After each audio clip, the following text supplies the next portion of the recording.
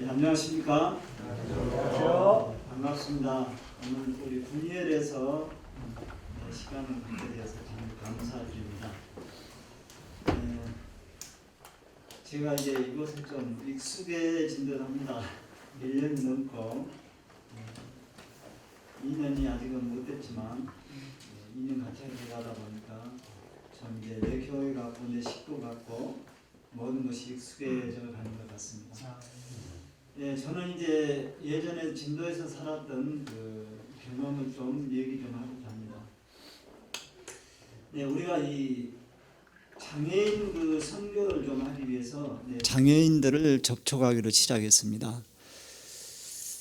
네, 장애인들을 접촉하게 된 계기는 많이 아시지만 저는 이제 저희 집사람이 장애를 갖고 있었고 그런 때에 대해서 관심을 갖다 보니까 특히 소외되어 있는 이제 장애인들에게 이제 전도를 하자, 그들을 돕고 전도하자, 그래가지고 장애인 전도에 좀 나서기를 시작했습니다. 제가 시간이 좀 촉박할 것 같아서 먼저 성경을 하나 읽고 제가 좀 할게요. 로마서 12장 9절부터 어느 분이 한번 읽어주시기 바랍니다. 사랑엔 거짓이 없나니 악을 미워하고 선에 속하라. 형제를 사랑하여 서로 우애하고 존경하기를 서로 먼저 하며 부지런하여 게으르지 말고 열심을 품고 주를 섬기라. 소망 중에 즐거워하며 환난 중에 참으며 기도에 항상 힘쓰며 성도들의 쓸 것을 공급하며 손 대접하기를 힘쓰라. 아멘. 네, 좀 더 읽어주시기 바랍니다. 너희를 핍박하는 자를 축복하라. 축복하고 저주하지 말라. 즐거워하는 자들로 함께 즐거워하고 우는 자들로 함께 울라. 서로 마음을 같이하며 높은 데 마음을 두지 말고 도리어 낮은 데 처하며 스스로 지혜 있는 채 하지 말라. 아무에게도 악으로 악을 갚지 말고 모든 사람 앞에서 선한 일을 도모하라. 할 수 있거든 너희로서는 모든 사람으로 더불어 평화하라. 예, 여기까지 읽겠습니다. 예, 저는 이제 장애인 선교를 하면서 이 말씀을 많이 생각해 보았습니다.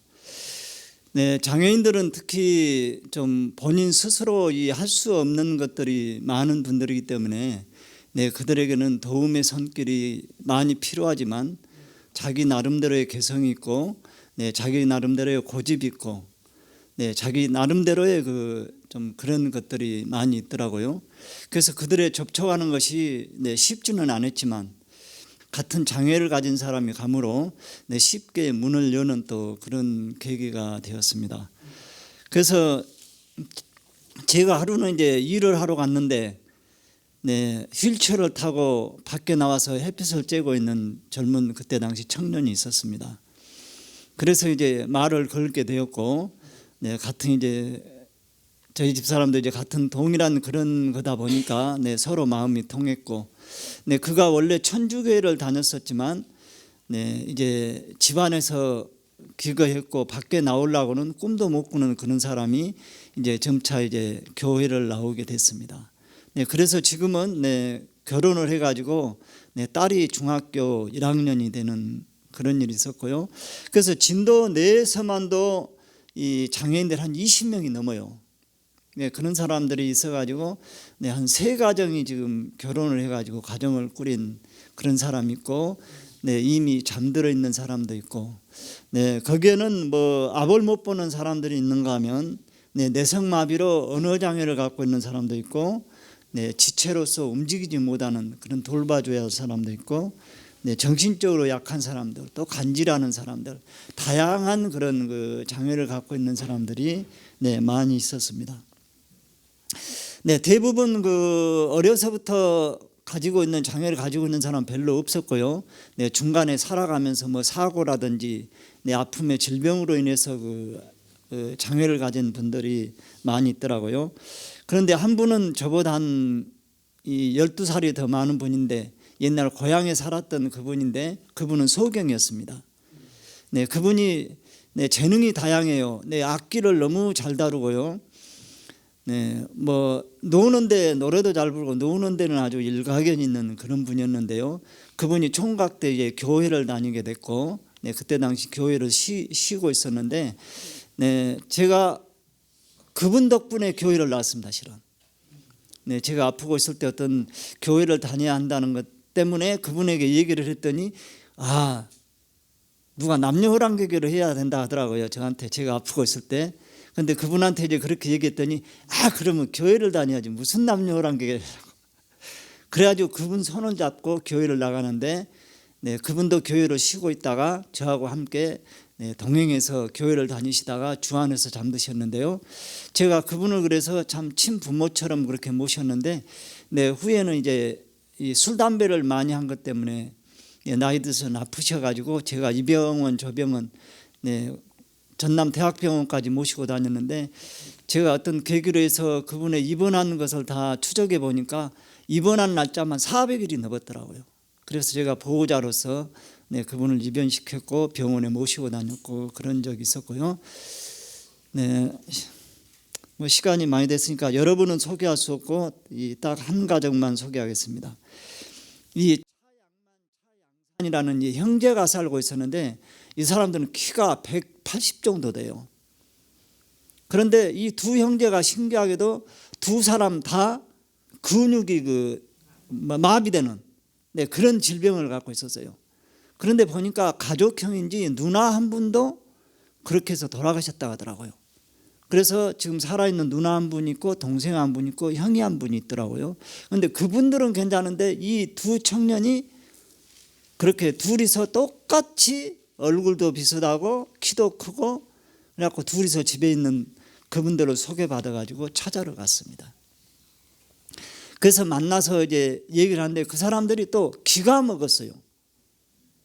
기가 먹어가지고 대화가 잘 힘들어요. 이제 직접 보고는 대화가 가능한데. 그런데 이제 이 사람들이 요구하는 게 있잖아요. 전화를 걸어서 뭐라고 하는데 자기 말만 하지, 이제 우리한테 이제 말을 안 하잖아요. 우리 말은 못 알아듣잖아요. 그래서 뭐 좀 사다 줘요. 그러면 저는 이제 저러들의 사정이 있을 거 아닙니까? 이렇게 해서 내가 좀 이따 간다든지 오늘은 못 간다든지 어쩌면 이제 이런 것을 내 얘기는 할 수도 없어요. 그냥 그러면 참 어떻게 안 되니까 또 얼마나 기다릴까 생각해서 일을 접어놓고 무엇을 사다 주고.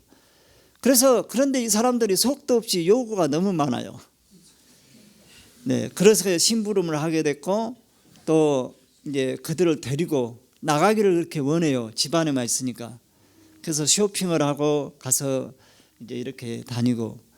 네, 그래서 참 재밌는 시간도 많았는데 참 힘든 시간도 많았습니다.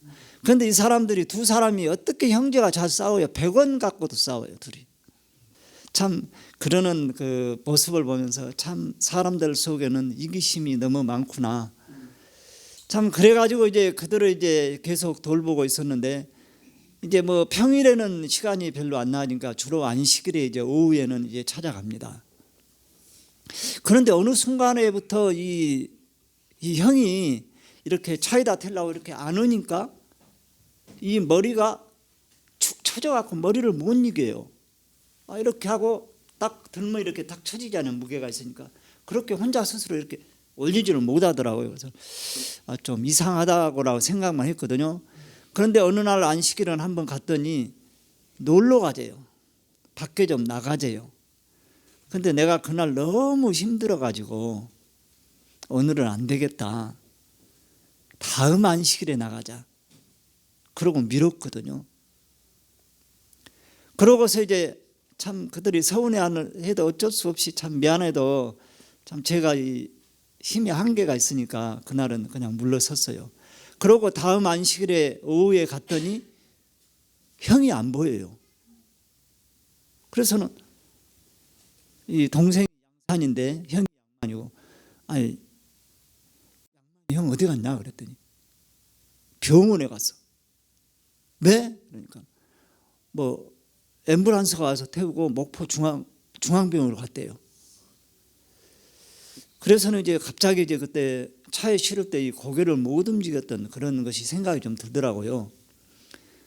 그러면서 이제 갔더니 중환자실에가 있어가지고 면회 시간이 아직 멀어가지고 기다려야 되잖아요. 그리고 면회 시간이 딱 30분, 그것도. 그래가지고 기다려가지고 오후 6시가 돼서 이제 면회 시간이 돼서 이제 들어갔어요. 들어갔더니 네, 아주 꽁꽁 묶어놨더라고요. 침대에다 묶어놨고 산소호흡기도 꼽아져 있고. 그래서 제가 간호사한테 물어봤어요. 왜 이렇게 묶어놨느냐고. 그랬더니 이분이 그냥 산소호흡기를 잡아 이렇게 빼본대요.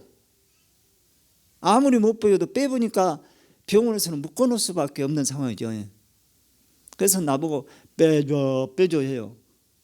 그래서 네가 이것을 잡아 빼니까 병원에서는 어쩔 수 없이 묶어놓은 건데 내가 내 스스로 내 힘으로 뺄 수 없다.